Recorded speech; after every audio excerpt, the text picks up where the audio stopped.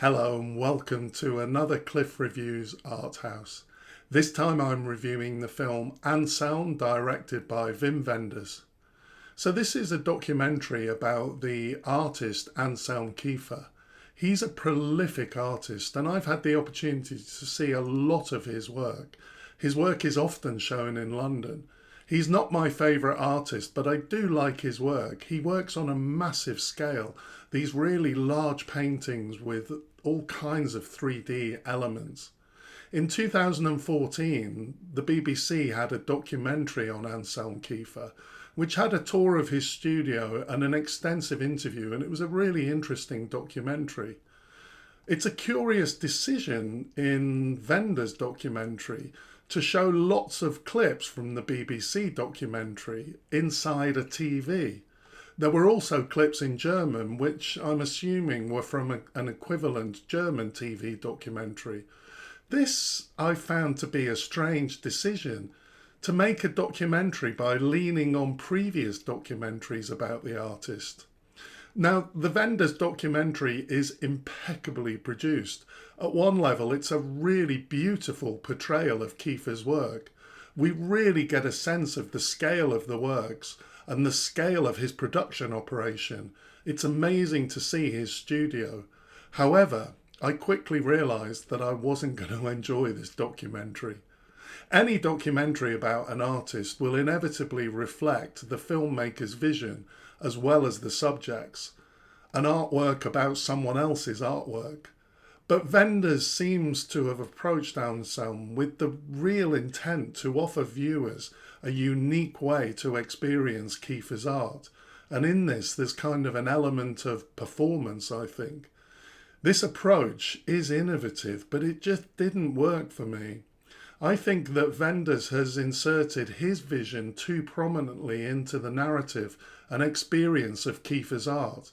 For me, his approach comes across as just a bit pretentious. I don't need Wenders as an intermediary.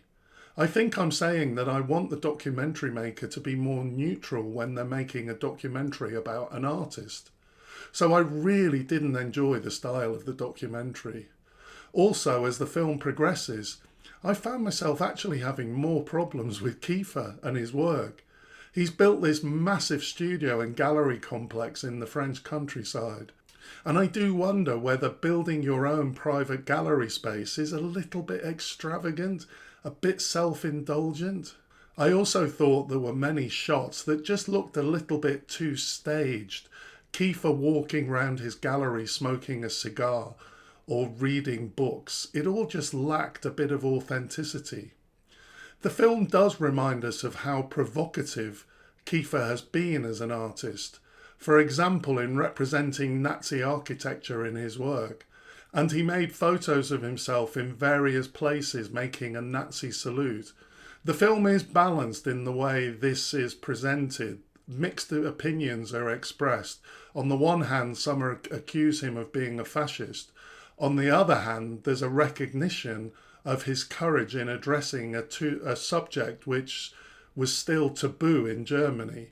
For me, I think his use of Nazi architectural style in his work can be interesting, but the Nazi salute seems unforgivable, really. It just doesn't sit right with me. So I didn't at all enjoy this documentary.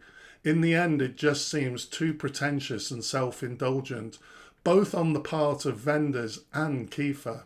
That said, it does look beautiful. It was actually made in a 3D version. I only saw it in 2D, but I can imagine that it would look even better in 3D.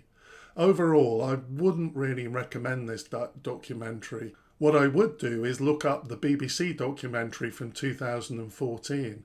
It's called Remembering the Future and it can easily be found on YouTube and Vimeo. I much preferred this documentary. Thanks for watching and I'll see you next time.